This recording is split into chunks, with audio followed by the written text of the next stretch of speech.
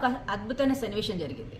అంటే ఒక భయం ఒక ఆడవాళ్ళ లైఫ్ని ఎలా మార్చిందో, తన జీవితాన్ని ఎలా మార్చిందో ఒక చిన్న భయం అద్భుతమైన స్టోరీ నేను ముందుకు తీసుకొస్తాను. తనకు ఒక ట్రైనింగ్ అంటే చాలా ఇష్టం, నేర్చుకోవాలని ఒక తపన.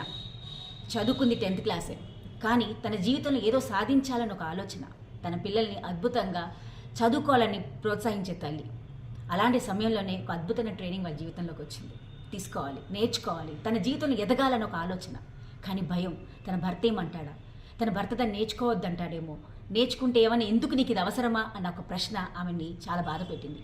కాబట్టి తన భర్తకి చెప్తే ఏమంటాడన్న ఒక ఆలోచనతో ఆ భయంతో ఆయన చెప్పక ఒక ట్రైనింగ్కి వెళ్ళింది.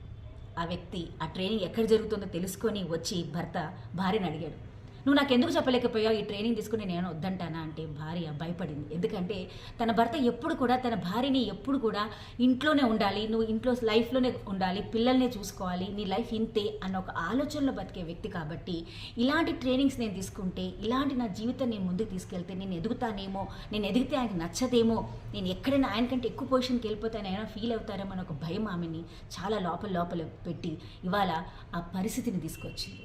వెంటనే ఒక అద్భుతమైన కౌన్సిలింగ్ ఇవ్వడం వల్ల తన ఆ భయాన్ని తొలగించే ముందు భర్తతో మాట్లాడి, ఇద్దరిని కూర్చోపెట్టి మాట్లాడినప్పుడు ఏం మాట్లాడుకున్నారంటే, ఆ భర్తకి ఏమనిపించిందంటే, అరే నా భార్య ఈ భయంతో నాకు చెప్పకపోవడం నాకు చాలా బాధగా ఉంది, అంటే నన్ను ఎంత అర్థం చేసుకుంది అన్న ఒక ఆలోచన ఆ భర్తను కూడా చాలా బాధ పెట్టింది. ఆ సమయంలో ఇద్దరికి కౌన్సిలింగ్ ఇవ్వడం వల్ల అక్కడ బయటకు ఏమొచ్చిందంటే, తనకి చెప్పకపోవడం అనేది అతనికి బాధే తప్ప ఆమె నేర్చుకోవడం తప్పు కాదు. కానీ ఆమె చెప్పలేదు కాబట్టి ఆయనకు బాధ కలిగింది.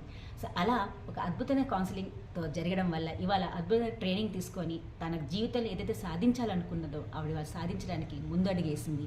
అలాగే అతని సపోర్ట్తో ఆమె ఇవాళ ట్రైనింగ్ తీసుకోవడం జరుగుతుంది. దీనివల్ల మనకి ఏమర్థమైందంటే, మన భయం ఎన్నో అపార్థాలకి దారితీస్తుంది. దానివల్ల మన ఎన్నో జీవితాలు కూడా నాశనం అయిపోతాయి.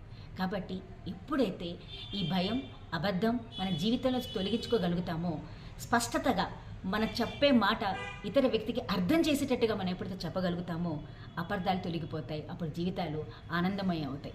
కాబట్టి మీ అబద్ధాలు, మీ భయాలు ఎప్పుడైతే తొలగించుకోగలుగుతారో మీ జీవితం అద్భుతంగా ఉంటుంది.